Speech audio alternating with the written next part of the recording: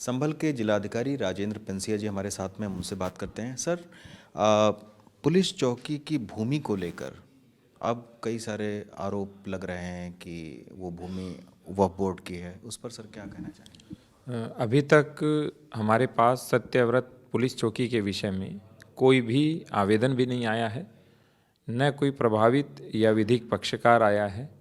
हाँ, कुछ दस्तावेज आए थे जिनकी हमने जांच की थी, वो अनरजिस्टर्ड डॉक्यूमेंट थे, तो उनकी कोई वैलिडिटी नहीं है अभी। तो कोई भी यदि पक्ष हमारे पास आता है तो हम जांच भी करेंगे, नियमानुसार आवश्यक कार्रवाई भी करेंगे।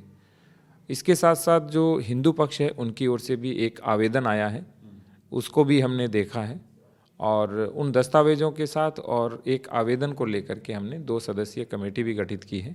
वो जांच कर रहे हैं और प्रभावित पक्षकार यदि आता है तो हम आगे भी कार्रवाई करेंगे। सर, एआईएमआईएम के जो सुप्रीमो हैं उन्होंने ट्वीट किया है और कुछ दस्तावेज उसमें उन्होंने दिए हैं। साथ में उन्होंने ये कहा कि एएसआई की ये साइट है, तो उसके 100 मीटर के दायरे में निर्माण कार्य हो ही नहीं सकता है, तो ये कैसे आखिर पुलिस चौकी बन रही है? हम जो भी कर रहे हैं वो नियमानुसार कर रहे हैं।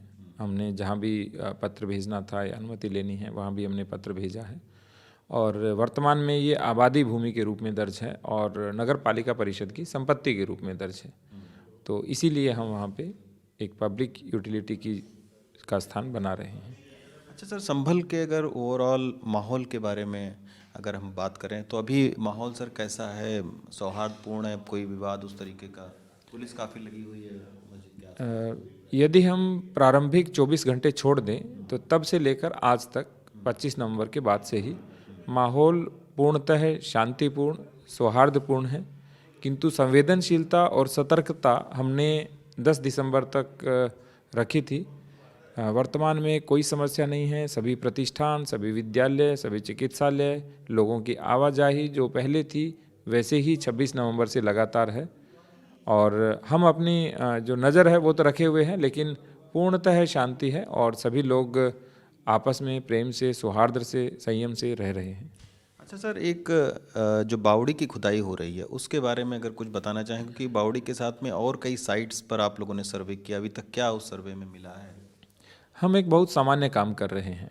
जो हमारा रेवेन्यू मैप है, जिसे हम खतौनी भी कहते हैं, शहरी क्षेत्र में खेवट भी कहते हैं या खसरा भी कहते हैं, तो जो ये तीनों हैं, इन तीनों को के ऊपर क्या क्या चीज़ें दर्ज हैं और उनकी वर्तमान अवस्थिति क्या है, विशेष रूप से वाटर बॉडी के रूप में।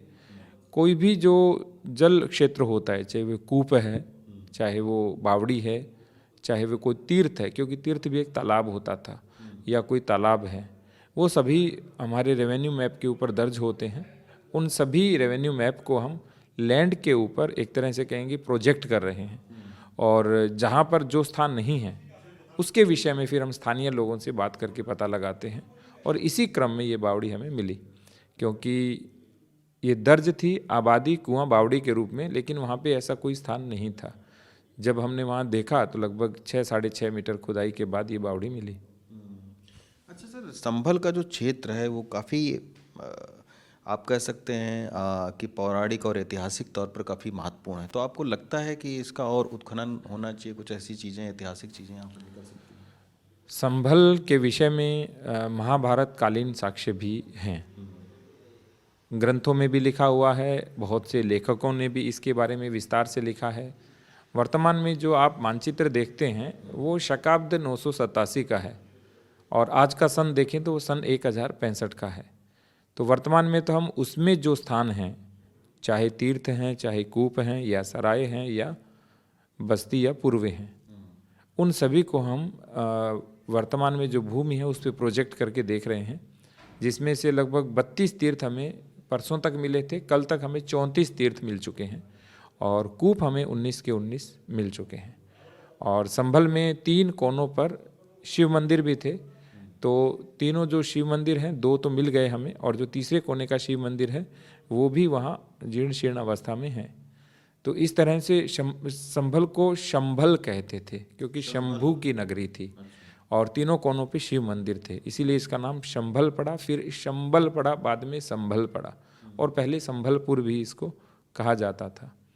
तो इस क्रम में जब हम सब चीज़ें खोज रहे हैं तो सब चीज़ें ऐतिहासिक, सांस्कृतिक और सभ्यता की दृष्टि से, और हमारी धरोहरें इतनी हैं कि इसे यदि तीर्थ नगरी और पर्यटन नगरी के रूप में देखा जाए तो ये भविष्य का नगर है।